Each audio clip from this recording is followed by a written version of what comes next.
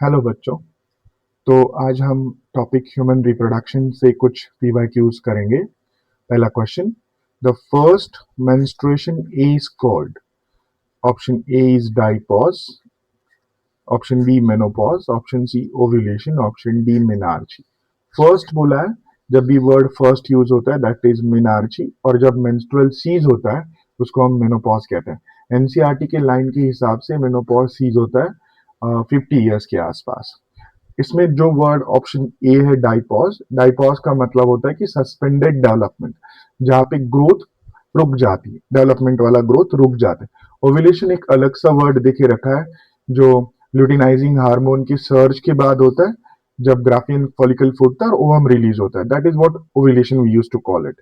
मैंने आपके यहाँ आपको ये क्वेश्चन और ज्यादा आसान बनाने के लिए मैंने एनसीईआरटी का पेज नंबर 33 और इसका लाइन नंबर भी देके रखा है। अगर आप पेज नंबर 33 पे जाते हो और यहाँ पे ढूंढते हो the first menstruation begins at puberty which is known as menarche. तो ये मैंने आपको आसान बनाने के लिए ऐसे करके रखा है।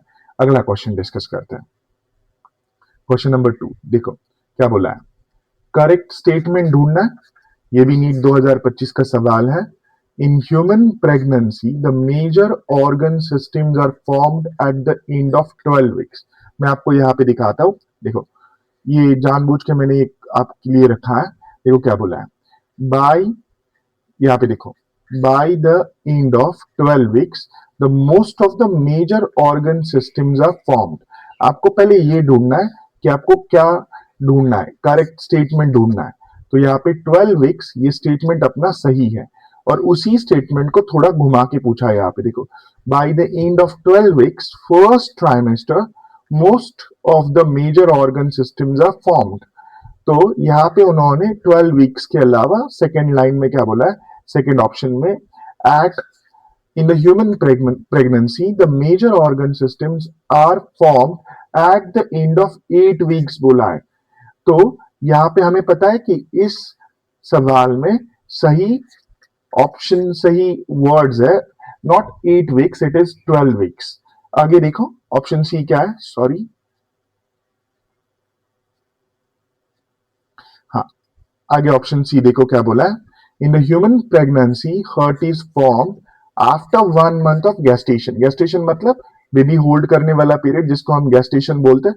अगर आप यहाँ पे देखते हो तो आपको यहाँ पे मिल जाएगा। देखो हर एक लाइन को येलो किया है, हाईलाइट करने की कोशिश की है। देखो, after 1 month of the pregnancy the embryos heart is being formed. Gestation मतलब क्या होता है, बेबी होल्ड करने वाला पीरियड। तो उसके हिसाब से 1 महीने बाद क्या होता है, हर्ट फॉर्म होता है, ऐसा बोला गया है। देखो हर्ट फॉर्म होता है। तो मेरा स्टेटमेंट सी भी क्या है, सही है। मेरा ए बी स्टेटमेंट क्या है, सही है। ऑप्शन डी देखो, in the human pregnancy limbs and digits are developed by the end of second month. अगर आप यहाँ पे देखते हो, देखो क्या बोला है, लिम्स एंड डिजिट्स बोला है। तो यहाँ पे मैं आपको थोड़ा सा जूम करके दिखाता हूँ कि क्या कहना चाहते हैं। देखो अगर आप लाइन नंबर 3 पे देख पा रहे हो, कॉन्सेंट्रेट कर पा रहे हो लाइन नंबर 3 पे, जिसको मैं ब्लैक कलर से अंडरलाइन कर रहा हूं। By the end of second month of pregnancy the foetus develops limbs and digits. अगर हम यही लाइन को यहाँ पे ढूंढते हैं ऑप्शन डी में, तो देखो यहाँ पे ऑप्शन डी में क्या है। ये क्वेश्चन थोड़ा सा बड़ा है, एक पेज पे नहीं बैठ पा रहा है। In the human pregnancy the limbs and digits are developed by the end of second month. तो ये ऑप्शन भी अपना सही है। लास्ट वाला देखो, in the human pregnancy the appearance of the hair usually observed in the 5th month. अभी अगर मैं आपको ये थोड़ा ज्यादा जूम करके दिखाता हूं यहाँ पे इस क्वेश्चन को, तो देखो ये वाला line, appearance of a hair on a head is usually observe during the fifth month. तो अभी आपको पूछा क्या है, आपको करेक्ट स्टेटमेंट ढूंढना है। मेरे लिए ये काम तब आसान होगा जब मुझे इनकरेक्ट पता होगा।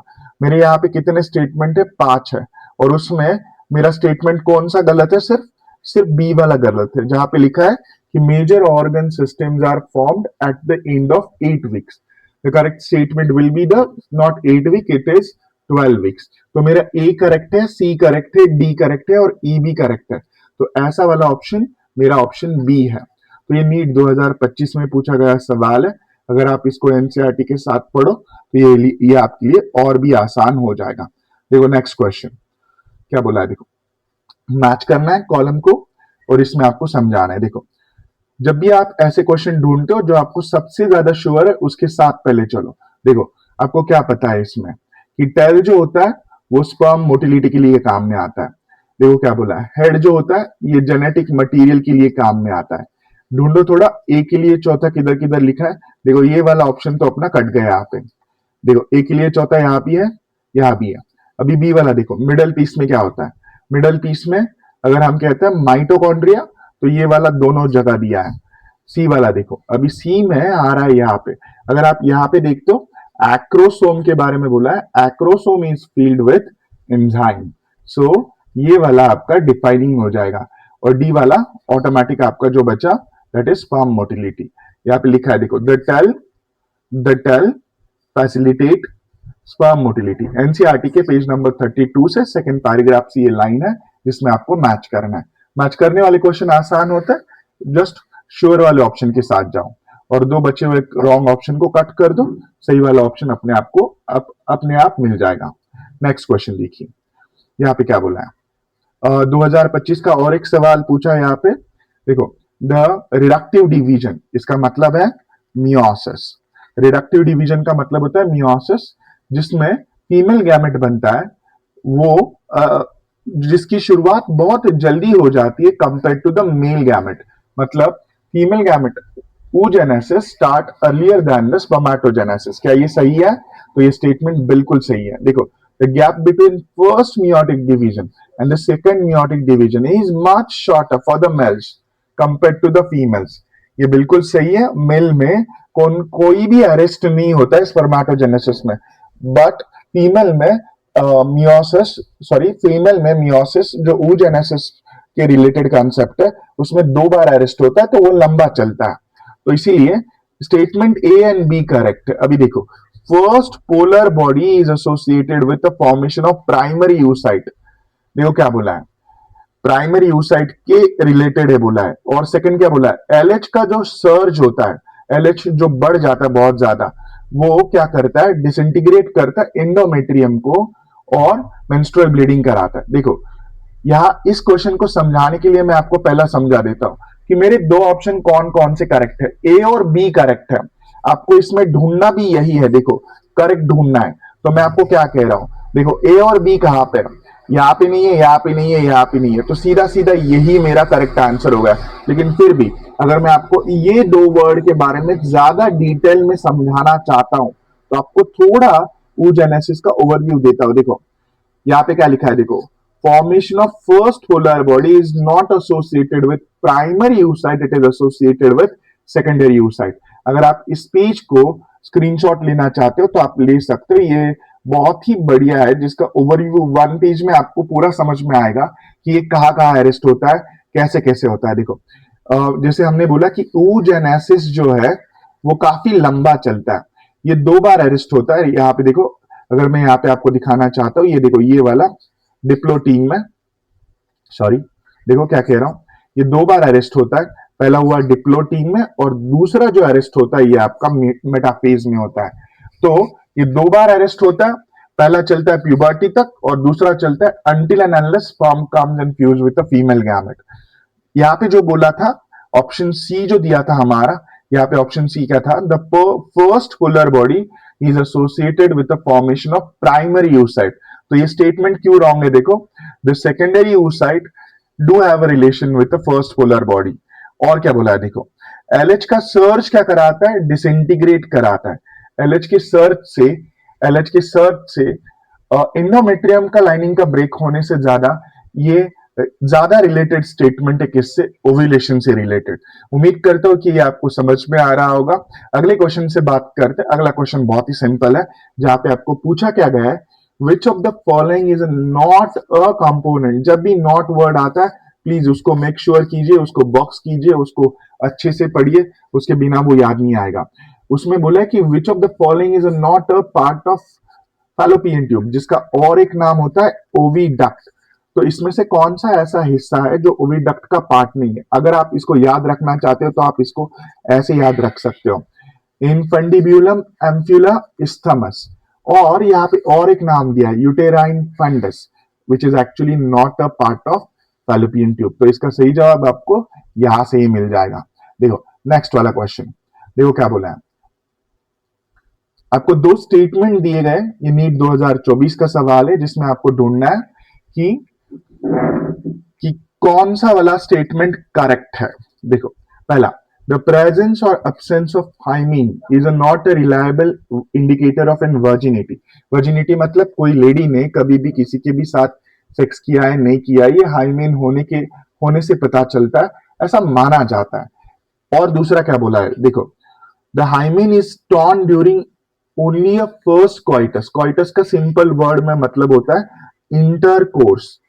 तो इसका ये मतलब नहीं है कि हाइमेन सिर्फ पहली बार इंटरकोर्स होने से ही टूट जाता है, यहाँ पे ये लाइन का ये मतलब है। तो देखो एनसीईआरटी के कुछ लाइन में आपको दिखाता हूं कि यहाँ पे बोला जरूर गया है कि hymen often torn during the first coitus, लेकिन यहाँ पे आगे यह भी बोला गया है it can be also broken by sudden fall, jolt, कोई बड़ा शॉक लगा, धक्का लगा आपको, इंसर्शन ऑफ वजाइनल टैम्पॉन, एक ऐसा डिवाइस होता है जिससे मेंस्ट्रुअल ब्लीडिंग को एब्सॉर्ब किया जाता है।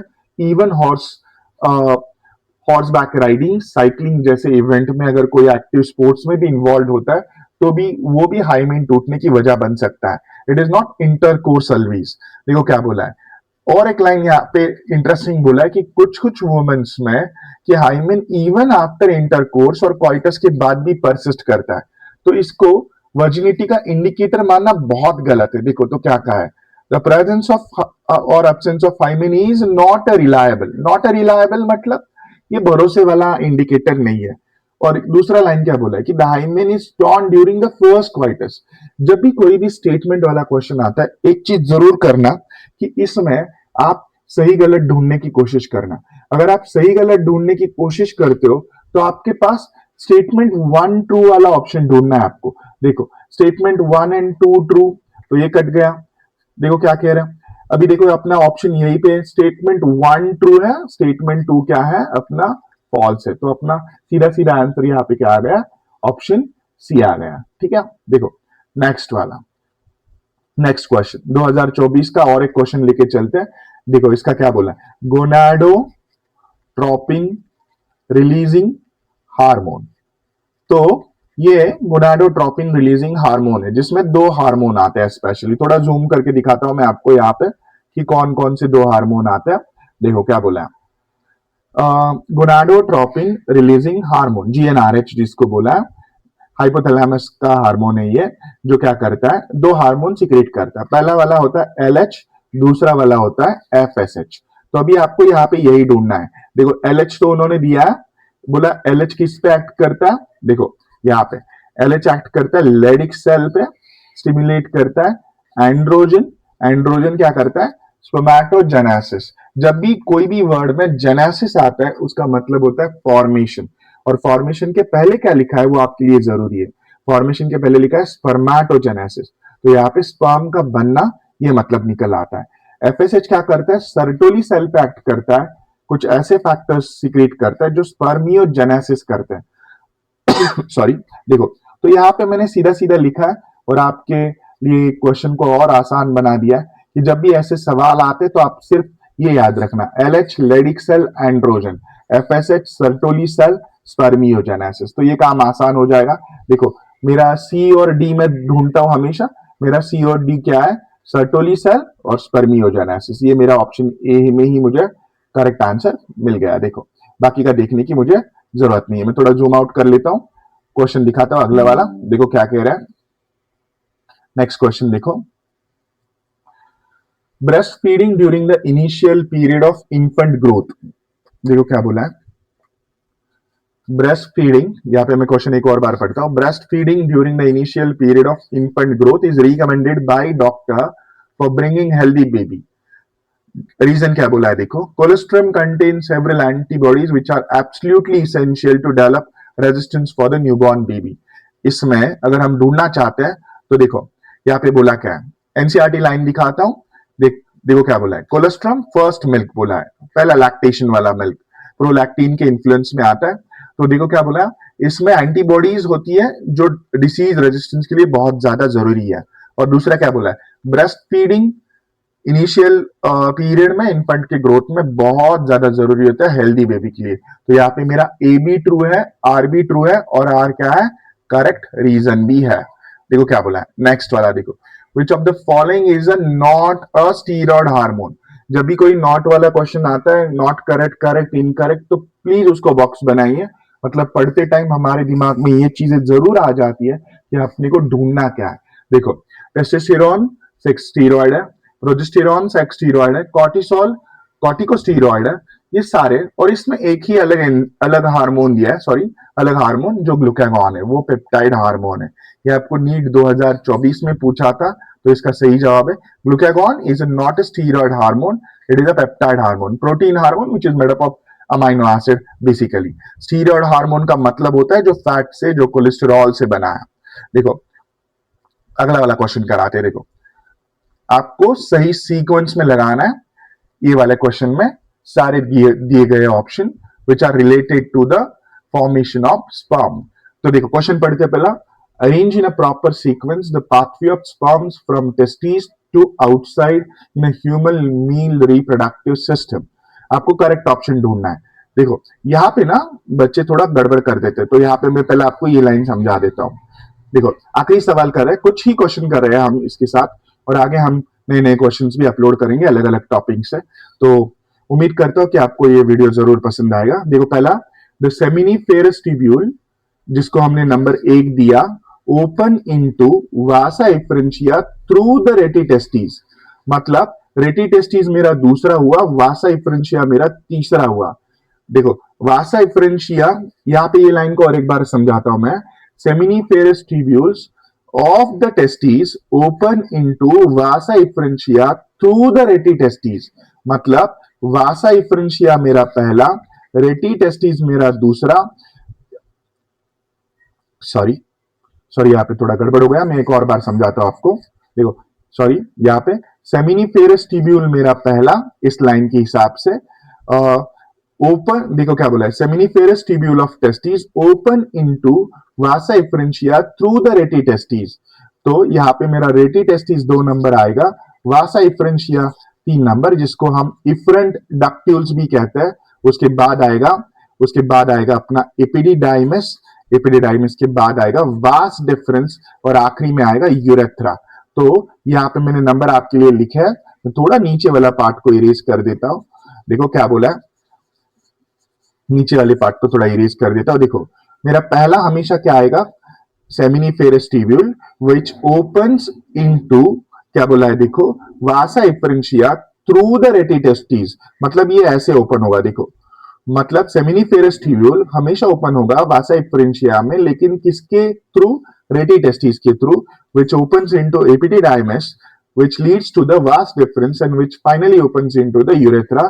तो इसके हिसाब से अपना सही जवाब आता है। देखो सी वाला क्या है, सेमिनिफेरस ट्यूब्यूल, बी वाला क्या है देखो, रेटिटेस्टिस, डी वाला क्या है, वासा इफ्रेंशिया, एफ वाला क्या है देखो, एपिडिडाइमिस, ए वाला क्या है, वास्ट डिफरेंस, और लास्ट वाला क्या है, यूरेथ्रा। उम्मीद करता हूं जो छोटा ऐसा एक वीडियो बनाया जिसमें कुछ 2025 के और 2024 के नीट के पीवाईज को डिस्कस किया है, वो आपको समझ में आया होगा, पसंद आया होगा। तो थैंक यू वेरी मच।